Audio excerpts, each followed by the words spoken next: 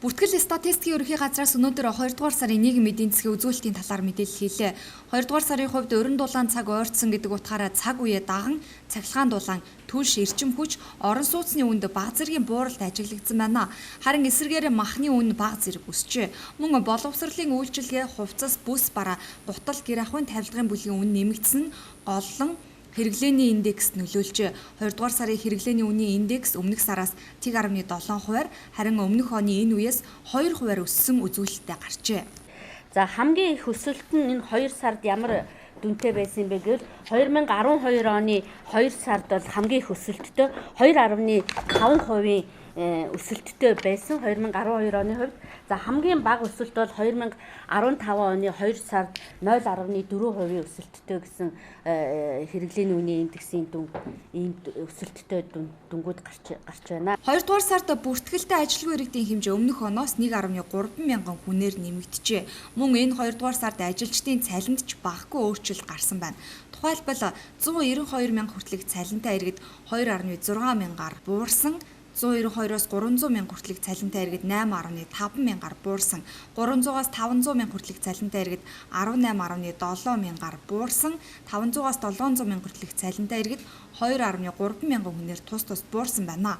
Харин 700 мянгаас дээшх цалинтай ажилчдын хэмжээ нэмэгдсэн дүр зураг харагджээ. Тухайлбал 700-аас 900 мянган төгрөгийн цалинтай иргэд 8.4 мянгаар нэмэгдсэн, 900-аас сая 100 мянган төгрөгийн цалинтай иргэд 3.5 мянгаар нэмэгдсэн, сая 300 мянгаас сая 500 мянган төгрөгийн цалинтай иргэд 1.8 мянган хүнээр тус өссөн байна. Энэ 2 дугаар сарын хувьд улсын төсвийн алдагдал ойрын 5 жилдэх 2 дугаар сар дундаас хамгийн өндөр гарсан байна. Тухайлбал төсвийн алдагдал 258.5 тэрбум төгрөг болжээ. Улсын нэгдсэн төсвийн нийт тэнцвэржүүлсэн орлого тусламжийн дүн орлогын дүн бол нийт дүнгээр 709 тэрбум төгрөгт хүрсэн байгаа. За нийт зарлага эргэж төлөгдөх цэвэр зээлийн дүн 967 тэрбум төгрөгт хүрсэн дүн гарч нийт одоо тэнцвэржүүлсэн төсвийн нийт тэнцвэржүүлсэн тэнцэл 259 тэрбум төгрөгийн алдагдaltaй гарч байна. За энэ бол одоо сүүлийн 5 жилийн байдлаар бол 2 сарын түвшинд бол хамгийн их өндөр алдагдaltaй төсвийн алдагдaltaй дүн гарч байгаа.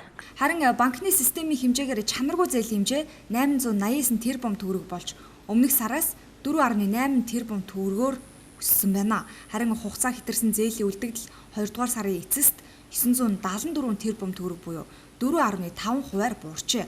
2016 оны эхний 2 сард Монгол улс 105 оронтой худалдаа хийж гадаад худалдааны бараа эргэлт 965.4 сая ам.доллар болжээ. Үүнээс 613 сая ам.долларын экспорт, 352 сая ам.доллар импорт хийсэн байна. Тэгвэл гадаад худалдааны тэнцэл энэ оны эхний 2 сард 261.2 сая ам.долларын ашигтай гарсан байна. Гадаад худалдааны бараа эргэлтийн хэмжээ өмнөх оноос 250.2 сая ам.доллараар буюу 20.6%-аар, экспортын хэмжээ 139 сая ам.доллараар буюу 18.6%-аар, импортын хэмжээ 110 сая ам.доллар буюу 23.8%-аар буурсан байна.